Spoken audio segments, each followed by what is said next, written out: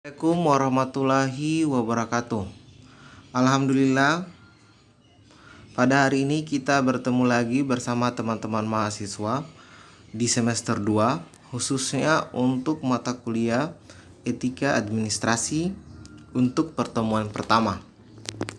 Sebelum masuk kepada materi pertemuan pertama dalam mata kuliah Etika Administrasi, terlebih dahulu saya akan membacakan tata tertib perkuliahan daring. Tata tertib Sekolah Tinggi Ilmu Administrasi Abdul Haris, jurusan Administrasi Negara. Tata tertib mahasiswa atau perkuliahan. 1. Seluruh mahasiswa wajib membaca dan memahami aturan dari tata tertib perkuliahan. 2. Mahasiswa wajib mengenakan pakaian yang rapi dan sopan sesuai dengan ketentuan berpakaian di lingkungan Sekolah Tinggi Ilmu Administrasi Abdul Haris. 3. Mahasiswa wajib hadir di kelas yang diikutinya 15 menit awal sebelum perkuliahan dimulai. 4. Mahasiswa terlambat lebih dari 15 menit dari jadwal perkuliahan dengan tidak dapat memberikan alasan yang jelas, maka dosen pengampu berhak untuk meminta mahasiswa tersebut untuk tidak mengikuti perkuliahan yang diampunya. 5. Segala bentuk pelanggaran aturan tata tertib akan dikenakan sanksi oleh pejabat yang berwenang di lingkungan Sekolah Tinggi Ilmu Administrasi Abdul Haris. 6. Dosen berhak untuk mengeluarkan mahasiswa dari dalam kelas jika mahasiswa melakukan pelanggaran aturan tata tertib saat jam perkuliahan dan mencabut hak mahasiswa untuk tidak mengikuti perkuliahan yang diampunya sampai batas sanksi yang diberikan. Tata tertib dosen. 1. Membaca tata tertib perkuliahan kepada mahasiswa pada pertemuan pertama. 2. Dosen berpakaian rapi dan sopan, tidak diperkenankan memakai baju kaos dan sandal. 3. Dosen diwajibkan menyusun rencana pembelajaran semester sesuai kurikulum yang berlaku dan mengumpulkan bahan kuliah kepada pengelola. 4. Setiap dosen wajib hadir tepat waktu sesuai jadwal yang telah ditentukan. Jika berhalangan hadir, diwajibkan menunjuk pengganti dan melapor ke pengelola. 5. Pada akhir perkuliahan, wajib mengisi lembar daftar hadir dosen sesuai jadwal mata kuliah yang diampuhnya. 6. Dosen membuat video materi kuliah daring jika berhalangan mengisi kuliah. 7. Dosen wajib merekam materi perkuliahan daring. 8. Absensi dosen kuliah daring dibuktikan dengan screenshot layar atau bisa juga dengan mengisi link absen Google Form. Tata tertib kuliah daring. 1. Mahasiswa masuk aplikasi webinar 5 menit awal sebelum kuliah daring dimulai. 2. Mahasiswa berpakaian rapi dan sopan, memperhatikan etika serta estetika ruangan saat perkuliahan berlangsung. 3. Mahasiswa mengaktifkan kamera video selama perkuliahan. 4. Menggunakan fitur-fitur aplikasi dengan seksama untuk kelancaran perkuliahan daring. 5. Memperhatikan dengan seksama materi kuliah dari dosen. Oke, sekarang kita langsung masuk kepada materi perkuliahan pertama. Apa itu etika?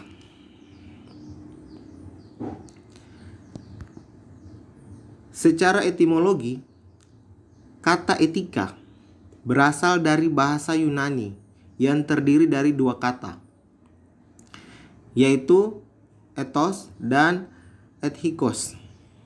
Ethos berarti sifat, watak kebiasaan, tempat yang biasa. Ethikos berarti susila, keadaban, kelakuan, dan perbuatan yang baik. Ada beberapa pengertian etika menurut para ahli. Yang pertama, menurut Solomon, etika merujuk kepada kedua hal. Pertama, Etika berkenaan dengan disiplin ilmu yang mempelajari nilai-nilai yang dianut oleh manusia beserta pembenarannya. Dan dalam hal ini, etika merupakan salah satu cabang filsafat. Kedua, etika merupakan pokok permasalahan di dalam disiplin ilmu itu sendiri, yaitu nilai-nilai hidup dan hukum-hukum yang mengatur tingkah laku manusia. Kedua, menurut Frankena, mengemukakan bahwa etika merupakan salah satu cabang filsafat yang mencakup filsafat moral atau pembenaran-pembenaran filosofis. Kemudian yang ketiga, menurut Bertens, mengartikan etika sebagai berikut. 1. Etika diartikan sebagai nilai-nilai dan norma-norma moral yang menjadi pegangan bagi seseorang atau sekelompok orang dalam mengatur tingkah lakunya. Dengan kata lain, etika di sini diartikan sebagai sistem nilai yang dianut oleh sekelompok masyarakat dan sangat mempengaruhi tingkah lakunya. 2. Etika diartikan sebagai kumpulan asas atau nilai moral atau biasa disebut kode etik. Sebagai contoh, etika kedokteran, kode etik jurnalistik, kode etik guru, dan sebagainya. Ketiga, etika diartikan sebagai ilmu tentang tingkah laku yang baik dan buruk. Etika merupakan ilmu apabila asas-asas atau nilai-nilai etis yang berlaku begitu saja dalam masyarakat dijadikan bahan refleksi atau kajian secara sistematis dan metodis.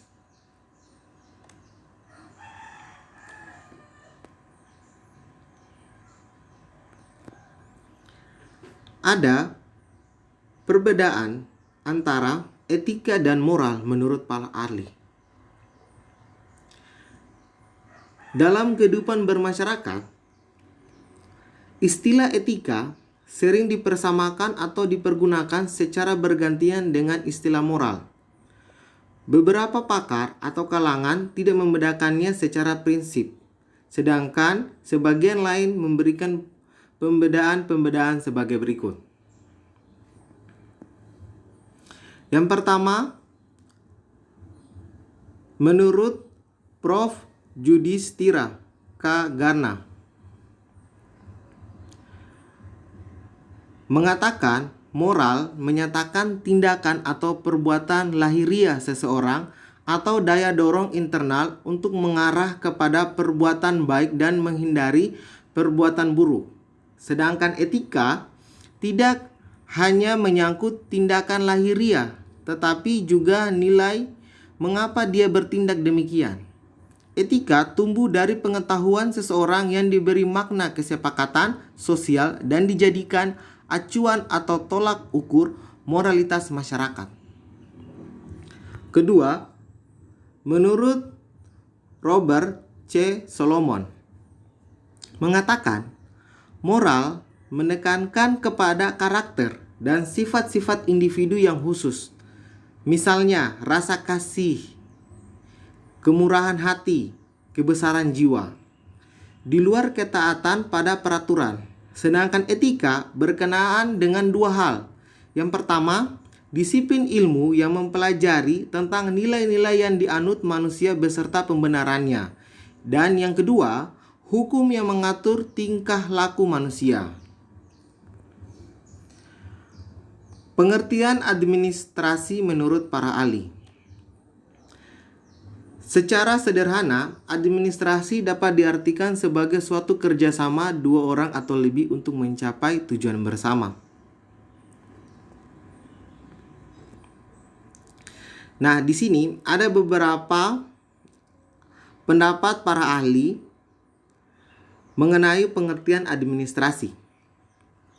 Yang pertama oleh Sondang P. Siagian.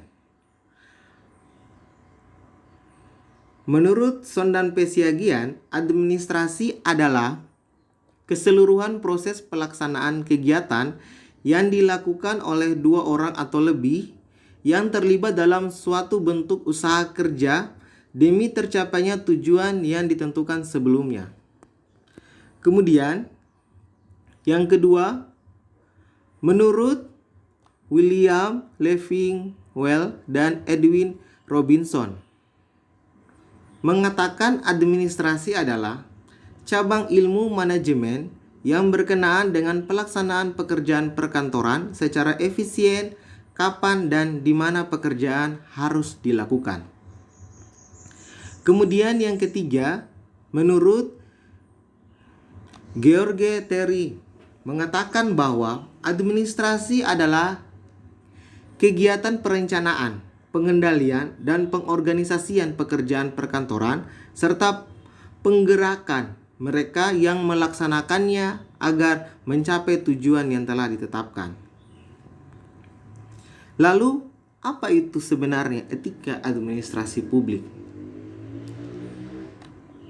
Nah, menurut Harya Moko menjelaskan bahwa etika administrasi publik adalah refleksi tentang standar atau norma yang menentukan baik atau buruk, benar atau salah perilaku, tindakan, dan keputusan untuk mengarahkan kebijakan publik dalam rangka menjalankan tanggung jawab pelayanan publik. Macam-macam etika.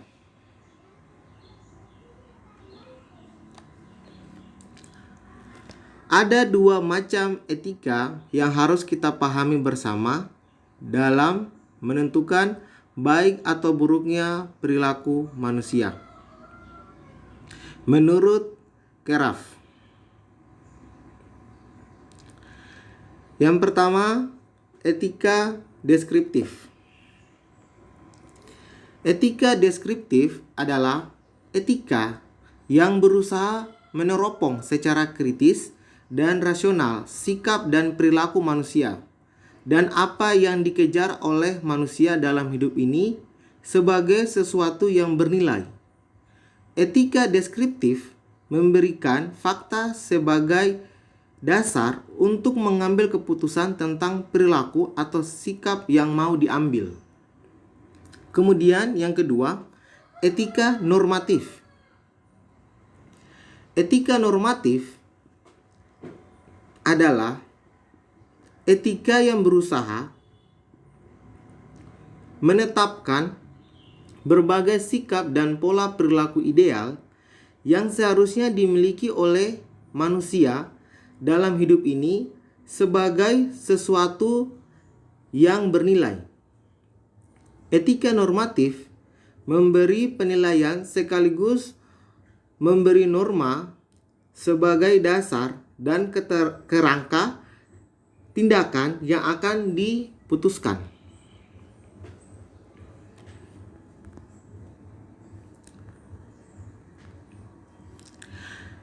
Kemudian, etika secara umum dapat dibagi menjadi dua. Pertama, etika umum. Etika umum merupakan etika yang membahas mengenai kondisi-kondisi dasar bagaimana manusia bertindak secara etis. Bagaimana manusia mengambil keputusan etis. Teori-teori etika dan prinsip-prinsip moral dasar yang menjadi pegangan bagi manusia dalam bertindak serta tolak ukur dalam menilai baik atau buruknya suatu tindakan. Kemudian yang kedua, etika khusus. Etika khusus merupakan penerapan prinsip-prinsip moral dasar dalam bidang kehidupan yang khusus. Penerapan ini bisa berwujud bagaimana saya mengambil keputusan dan bertindak dalam bidang kehidupan dan kegiatan khusus yang saya lakukan, yang didasari oleh cara, teori, dan prinsip-prinsip moral dasar.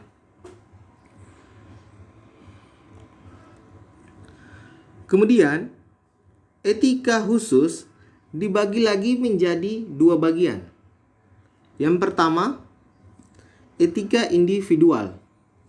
Etika individual adalah menyangkut kewajiban dan sikap manusia terhadap dirinya sendiri.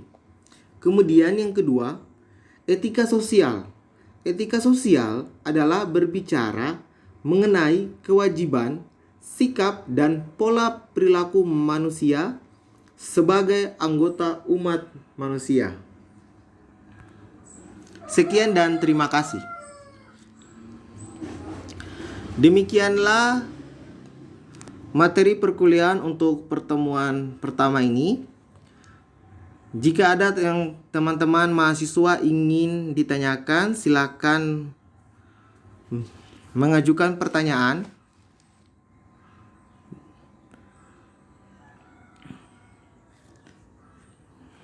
Nanti saya akan langsung menjawab pertanyaan yang teman-teman ajukan. Untuk absensi perkuliahan saya akan kirim sebentar. Silakan teman-teman mengisi absensi perkuliahan.